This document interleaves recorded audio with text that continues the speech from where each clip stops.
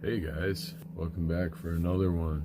I put out a video a couple days ago talking about commerce in the new earth and labor, trading labor for labor, cutting out this is just like a summary of that video, but basically my angle was cut out the corporate interests on top, bring it back down to the labor level and the individual worker becoming sovereign in that, discovering their true abilities and passions, what their contribution can be to the collective humanity moving forward into the new earth.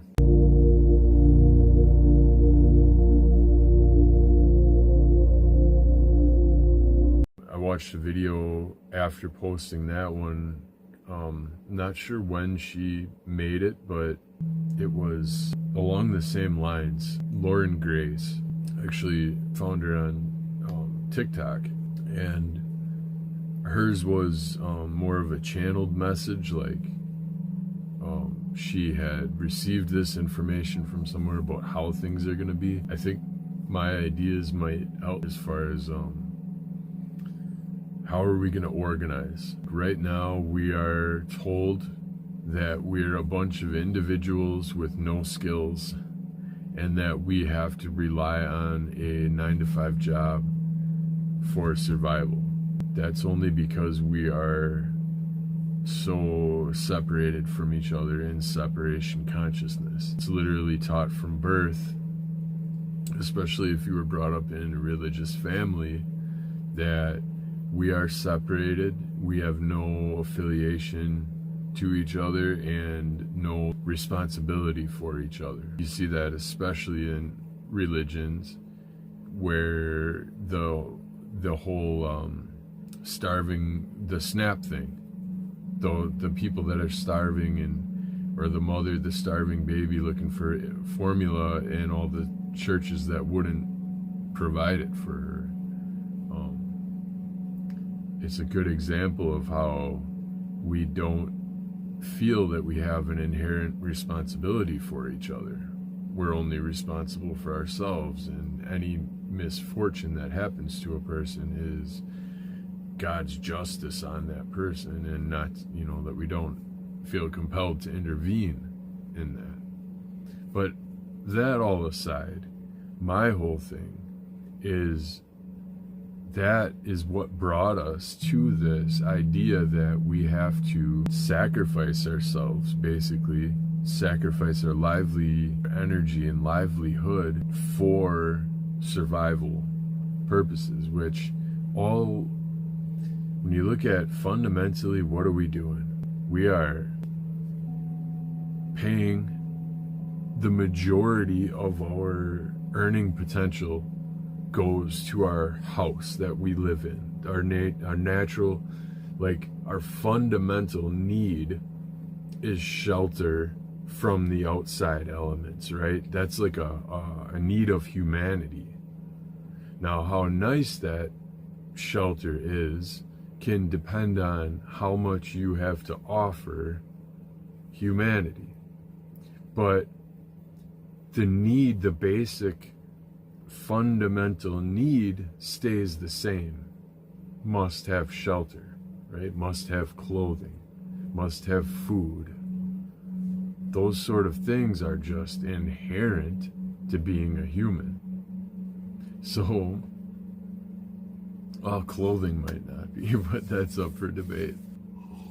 But I digress, because what it comes back to is we are under the impression, because we've been programmed to believe that the only way that we can be valuable to other people and earn our survival is by signing up for whatever someone will pay us to do.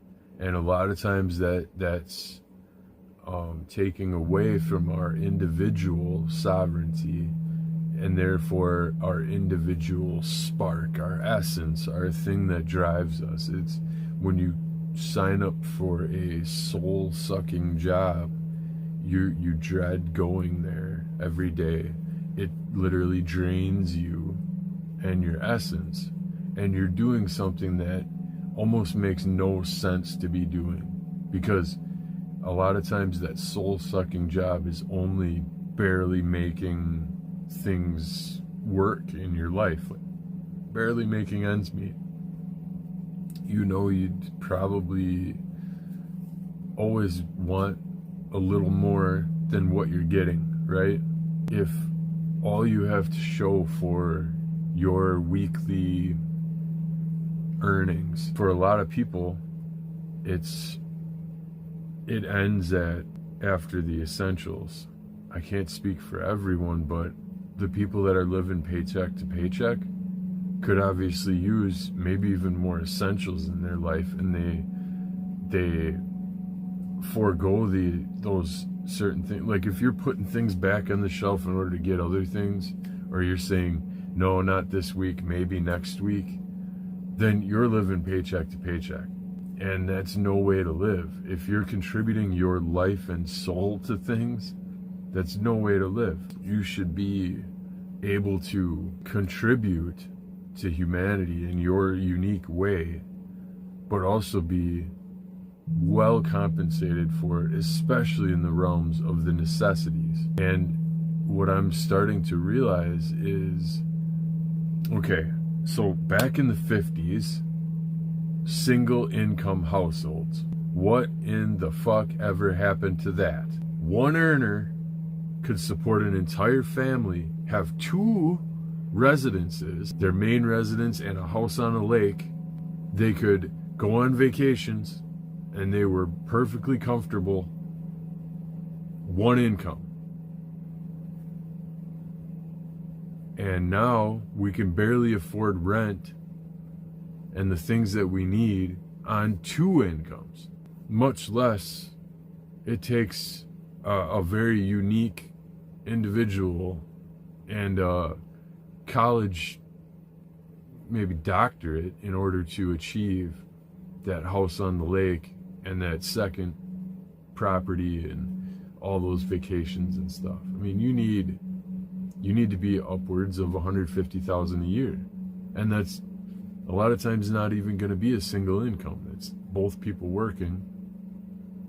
And I'm not trying to get into individual cases in this, and I'm kind of off on a side tangent. All I'm saying is that the profits have largely gone to the billionaires since the decoupling, since this gap between the 99% and the 1% is just, it's astonishing how much that has separated itself. Those two lines on the metrics, how far they've grown apart.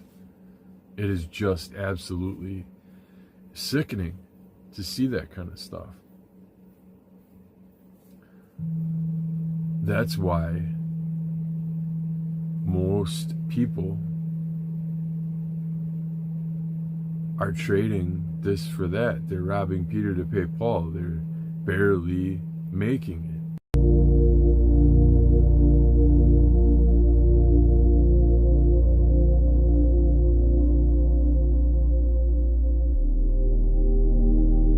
Robbing Peter to pay Paul. They're barely making it. All of those profits are going to the billionaires and the corporations that are buying everything. Companies are folding into companies, and everything's just getting bigger and bigger and bigger and bigger. One company owns everything.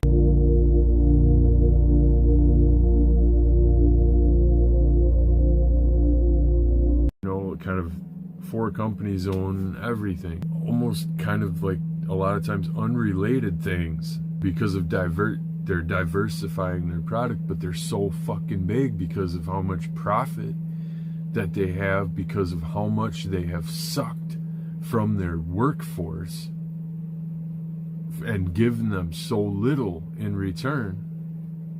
and then turn it back on the product and seeing how they can squeeze and make efficient and just give as little as possible but get as much in return.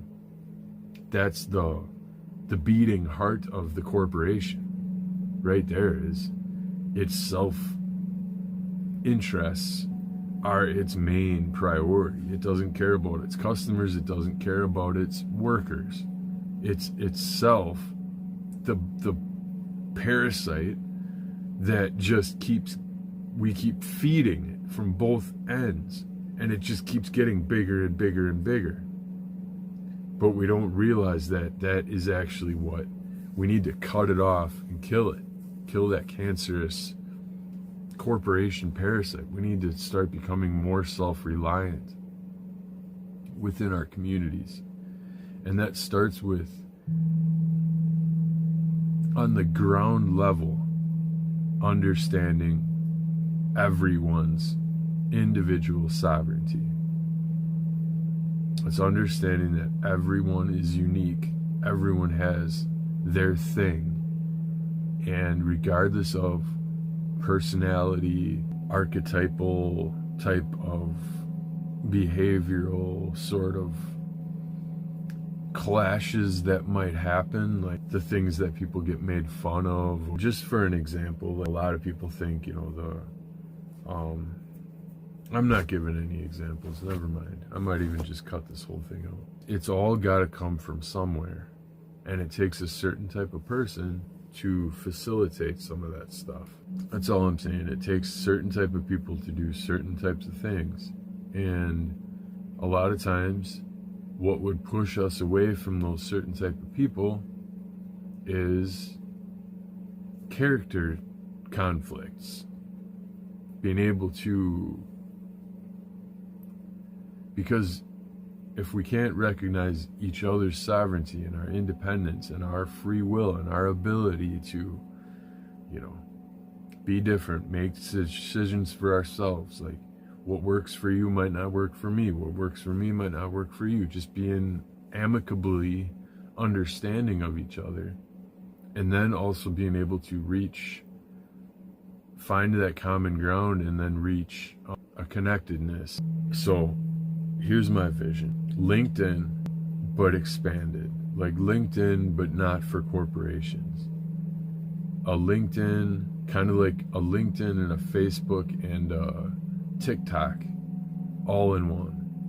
But like, this is what I can offer sort of thing. This is what I have to offer. And then have that be in a category, like in a searchable thing with links and hashtags and highlights and stuff, so that you're findable based on location, because this all has to be local. So based on location, me for instance, I have my 608 EPA refrigeration certified. I'm also like college level certified at, well, not certified, but college level educated at industrial ammonia refrigeration, and I'm experienced several years in that. So like, I have refrigeration under my belt. I've also done commercial, and I've done a little HVAC stuff. Very well versed in the realm of refrigeration and general repair. I can do so much.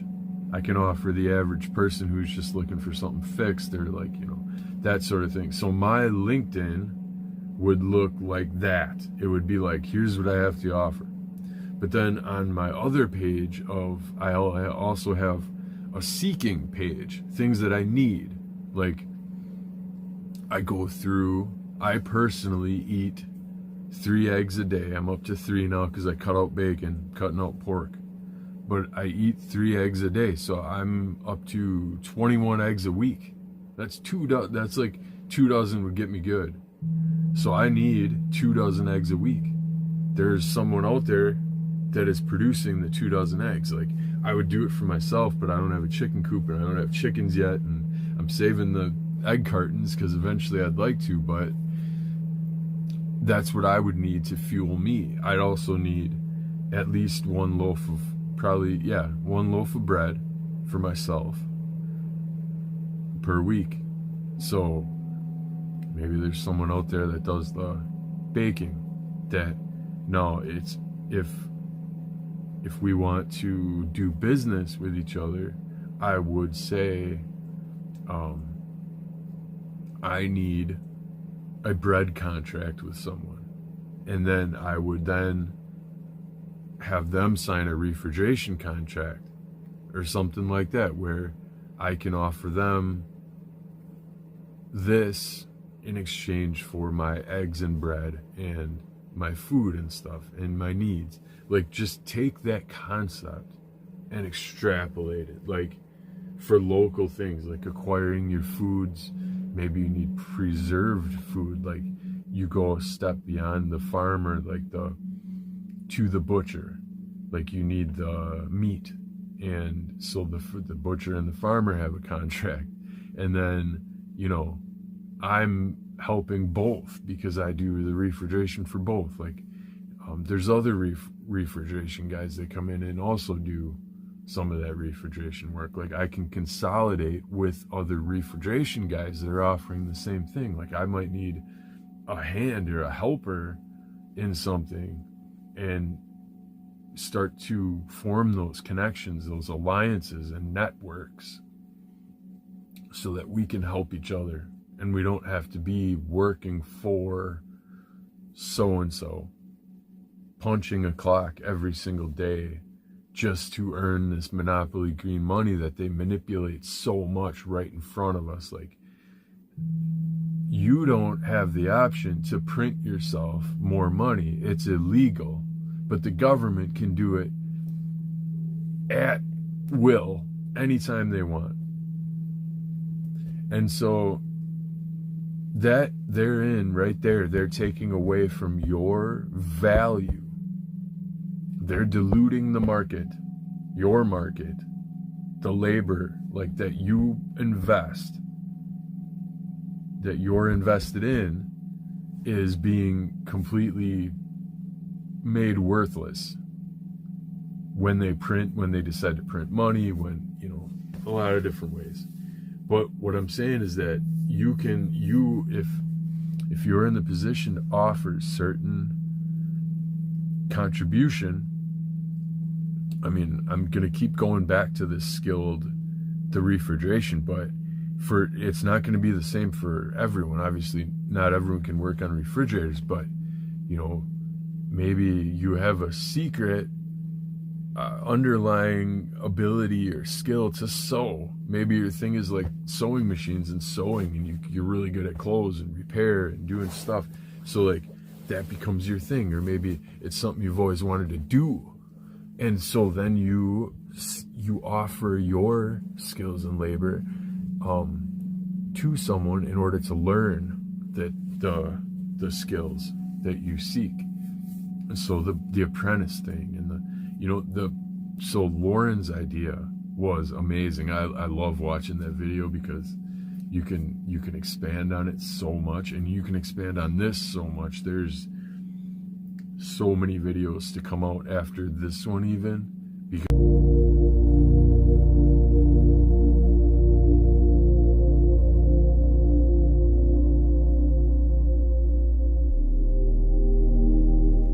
so Lauren's idea was amazing. I love watching that video because you can expand on it so much, and you can expand on this so much. There's so many videos to come out after this one, even, because I'm only beginning to conceptualize how it's going to look moving forward. But it's exciting because we get to rewrite the structure of things. We get to say, no, everyone is valuable. We all have value, but we don't have to rely on this stupid green shit anymore. We can rely on something more tangible. We don't have to like invest our labor and then see how much of this green shit we get. It's bullshit, because the minute you earn it, like, okay, I believe it was Weimar, Germany, when it started to fall, people would go, they would earn, say, the inflation was so high, they would earn 4 million Deutschmarks or whatever. That was their daily earning. When they started work at the beginning of the day, a loaf of bread was 1 million Deutschmarks, and they would get paid 4 at the end of the day. By the time they got to the store, the bread was now 3 million Deutschmarks. So in the course of their day, the bread had super inflated 150%, and now they barely had enough to cover one loaf of bread after an entire days of labor. That's my point, is you control your contribution, but you have no control over the value when you're seeking compensation for your contribution. When you're seeking that compensation, you have no control over what that compensation is actually going to be worth when it gets to you, or when you go to spend it. You're losing out, and they are gaining. They're sucking it all from us. It's all going to the top. It's sickening, because you see, I just seen these videos. Elon Musk is now a trillionaire. What in the fuck is that? What in the fuck is that? How in the hell can that guy sit there and fire off all the rockets that he does and still be profiting? Like, that is it. For the amount of shit that he is doing, it should be literally at he should be in a Howard Hughes situation. What the fuck happened to Howard Hughes? He spent all of his money on his passions, and he made major contributions, but some could argue he wasn't smart enough to be monetarily savvy like Elon Musk is. But my point is, his cost and everything basically bankrupted him.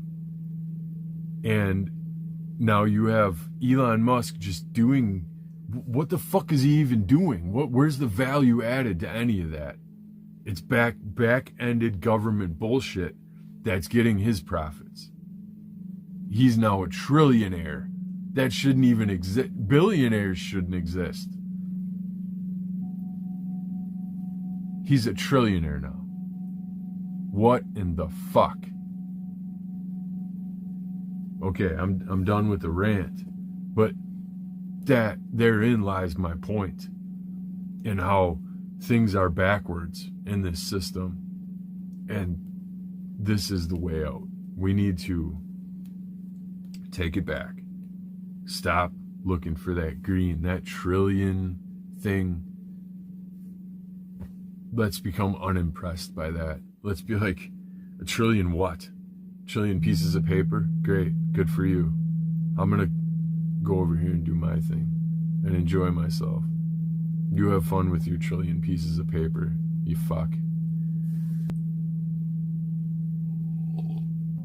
I just wonder how many homeless out there are able to do amazing things that their voices aren't heard. They're looked over by society. They're seen and they're not seen. They're seen as a pestilence. But yet they would have so much to offer if they had the proper support structures. And the only reason they're in the places that they are is because the system failed them. You know how easy it is to get homeless? It's insanely easy. And once you are, it's even harder to get back in this system that we currently have. It's like the forgotten. And we've already gone through something like that in this country. None of us are old enough to remember. It's almost like we have to repeat that again in order to remind ourselves how that was. How did we go from people in suits, tattered suits, living on the street? Like that was a scene of the 1920s or the Great Depression, right? It's like people that wore business suits to work were now living on the street because they were homeless. We went from that to single income households being able to support everything in life and then some, and have a great retirement on top of it. We went from that to my generation, who commonly say working like unskilled, 2 jobs easily, barely able to make rent, if that, driving a beat broke down car if you can afford it, like not having much in their lives. What happened? The billionaires happened. The millionaires became billionaires and are now trillionaires. That's what happened. They're taking it from us. And they're making it so that we have to give it to them back. We have to give it back to them. Like they're taking our labor, they're giving us a little bit that we can get by on. But then they're getting it right back when we pay them for. We find it so important to have reliable transportation so that we can get to our jobs, so that we can make money, so that we can pay for that transportation. Like, well, why? What the fuck? If anything, I don't know. I can't say. But it's just backwards. They've understood exactly how to manipulate and steer people into giving their everything and expecting almost, I mean, we expect a lot in return, but I don't know if we find ourselves worthy of it. Like, do we, is it because at one time we had religion telling us that we're not worthy, that we're all flawed from birth. We're all these terrible people and we have to, so we had religion for a while, but then we kind of broke away from mass religion, right? So now we have society and media telling us that same thing. Individually, you're nothing. You're just like anyone else, worthless, whatever. To make you stand out, you want to idolize or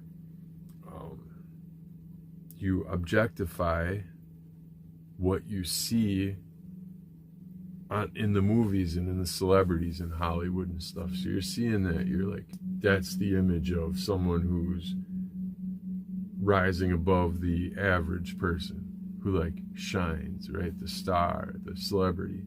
So now your idea of yourself is less. Your idea of everyone else is less. Only that celebrity on the pedestal is worth anything. What happened?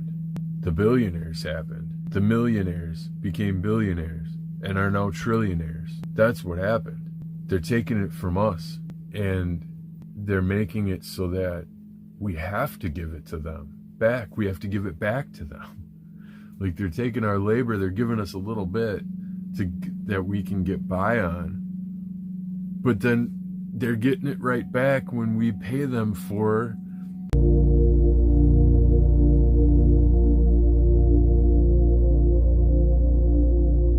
We find it so important to have reliable transportation so that we can get to our jobs, so that we can make money, so that we can pay for that transportation. Like, well, why? What the fuck?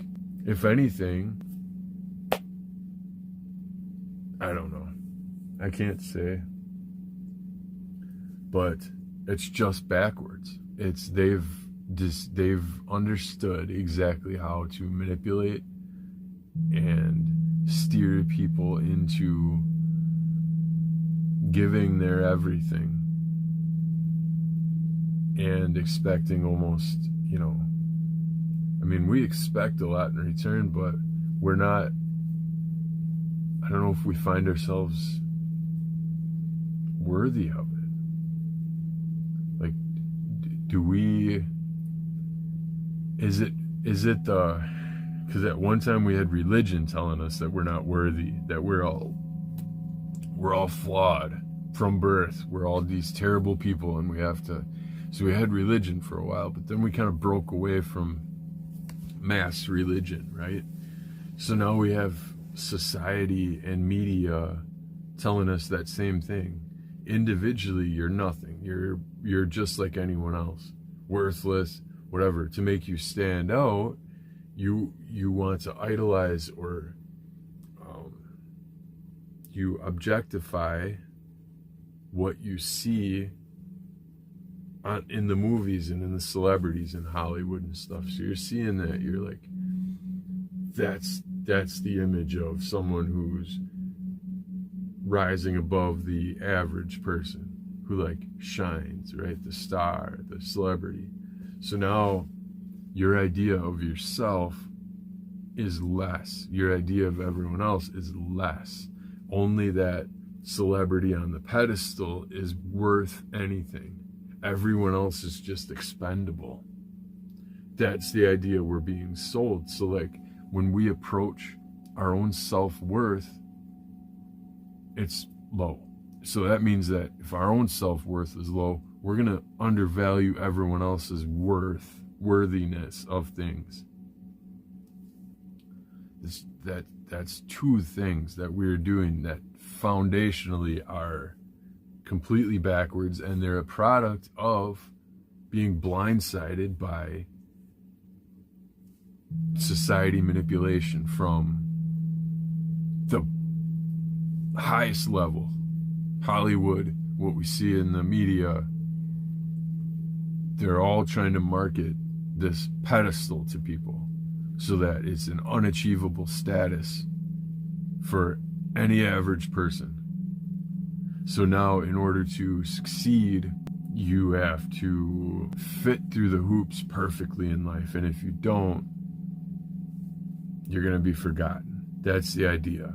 That they're trying to sell you. That way you spend $10,000 a semester on college for a worthless degree in the end. Or you try like hell, disappoint your parents and try to do that music career of your dreams. And if you don't meet the right people or allow the right amount of essay to happen, you're just not going to make it very far. Or if you do, you basically sold your soul because you have allowed all this essay to happen.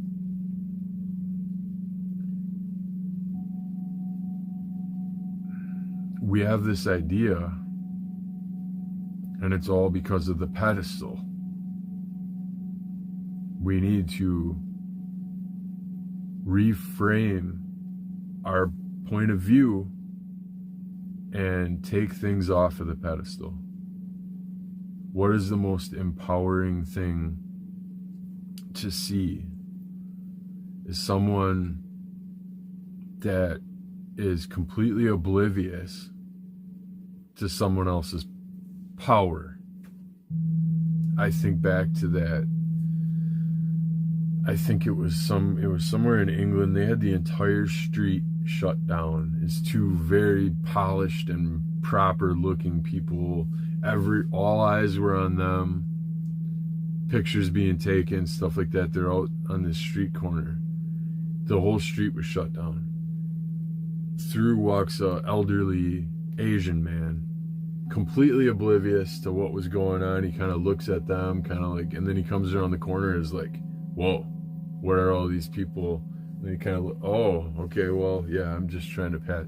He had not a care in the world for the people. He didn't care about the craze and the sensation. He was just trying to get his groceries home and didn't really care who was there and who they were taking pictures of. He didn't, like, they thought maybe, this guy, he could have been a crazy fan that wanted up close, attention because they're on the pedestal so much. He could have been someone that was there to kill them because they're on the pedestal so much. He didn't give a fuck about their pedestal or what the hell. He wanted. That is one of the most empowering messages, I think, of endearment, that your pedestal is worthless. Your pedestal means nothing to me. When you can go up to presidents and rulers of nations, and maybe that's a prestigious, not so much anymore, but I don't know, it depends on the person and their policies, I guess, but still, they're just people. Owners of Elon Musk, fuck, there was a time when, I'll admit, I idolized Elon Musk because of his ability to, what he's done, his basically starting, I don't know how he started, but like watching his growth over the years and what he became, and like, I was following it closely. I had looked up to that, but it's become disgusting. Now, trillionaire, that I can't say it without feeling nauseous because of what it means, especially in the face of the rest of the people that are not even, it's not even legal anymore to be homeless. If you're homeless in public, that's an illegal thing, and you'll get rounded up for it and put into a camp in Ohio. If you show any signs of any sort of mental anything, you can be evaluated on the spot and sent to a camp. That's under our current president. Made that shit happen. Built the commitment center. Opened the door to civil commitment. As one of the many executive orders that got signed at the beginning of the year. The big marker. Every time, every day, there was a new one being signed. It was like it might as well have been an auto pen for all the fuckery that happened at the beginning of this year. I'm gonna go get, maybe I won't. Yeah, maybe I will. I'll be right back. I'm just gonna split it up. This one's getting long, and they're just impossible to edit when they get so long. So, whether this ends up in parts or pieces or something, thanks for watching, and I love you, and never stop spreading your light.